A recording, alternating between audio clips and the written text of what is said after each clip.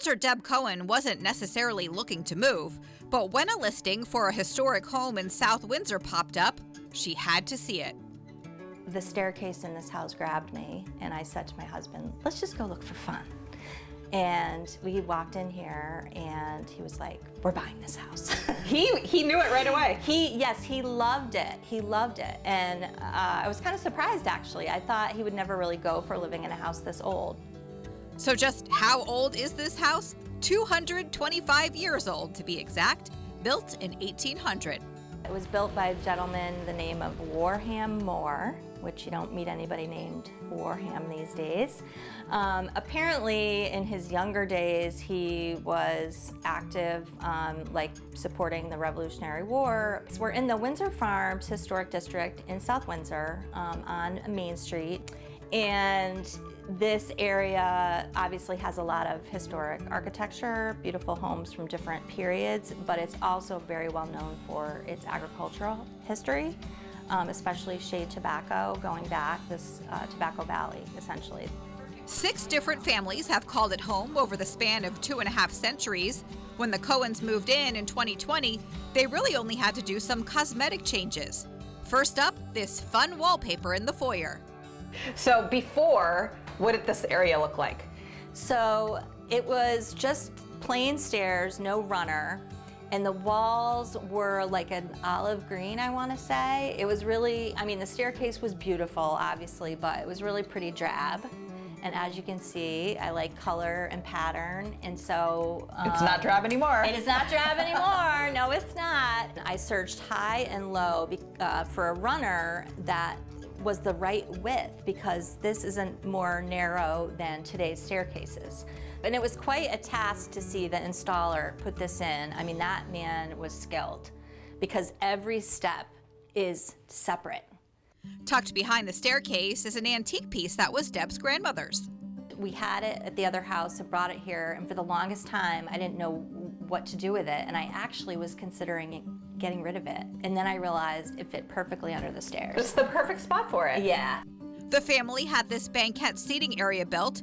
Deb searched for the perfect chandelier and found this one at Pottery Barn. It did not have electricity there, and so actually you can still see up there where we need to get the ceiling patched, because they had to run the wire and do the switch. Oh, wow, okay. So those are, you know, one of the challenges of older homes is a lot of them don't have overhead lighting. And So- speaking of bright, the paint color, I love it. Thank you, thank you. This is Monticello Rose by Benjamin Moore. I always go to the historic color palette at Benjamin Moore, and hey, if they liked pink back then, I like it now. It's Benjamin Moore Lehigh Green in the dining room. This room feels really special with the way you've decorated it, the period pieces, furniture-wise. Thank you. Yeah, I've had a lot of fun looking for different pieces, and I have had to be very patient at times, waiting for the right thing. This actually came from a store in West Hartford, a Revival Home. They get a lot of estate furniture and so on. The table and chairs are from a moving sale in Glastonbury, and Deb loves to collect old portraits. I call him like my crazy cousin. You know, my kids think I'm nuts for wanting these portraits of like old people in the house, but I like them a lot.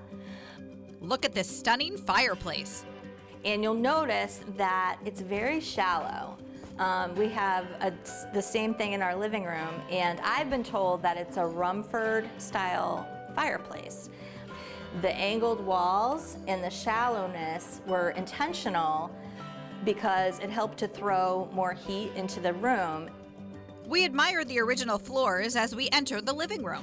So it has the old like square head nails in them. Every once in a while a nail pops up and we have to hammer it back in, but we love these floors. And the windows too, they're nice and big and bright. They let in a lot of natural light. Many of the windows still have like the wavy glass in them. You can see a little bit over here. These upholstered chairs and this game table are all Facebook Marketplace finds. The top actually flips open, and you can use it to play games, and then when you're done, you push it back up against the wall. Which is probably exactly what they did in the 1800s. Exactly, because they had to have multifunctional pieces. But you might not notice some modern amenities. They added central air, and the picture above the mantel is actually a framed TV. An interesting fact about the study is that the original owner's son was the town clerk, and this was his office. It's kind of neat to imagine people coming in here to see him to get things taken care of as far as documentation and so on. So we decided to put a little desk like right over there, thinking that's maybe where he had his desk, which was also from Facebook Marketplace. I love it. Thank you. The Cohens do have 2 big projects coming up, repainting the outside of the house and fixing the chimneys. They're taking advantage of Connecticut's historic home tax credit. If your house is in a state historic district or a National Register historic district, then your property is eligible for projects that help to maintain the home.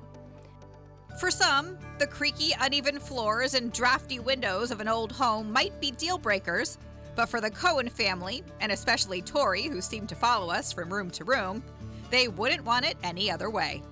It's definitely not for everyone, but I just think it's a really special opportunity to hopefully, like, I just consider myself to be the current steward of the property.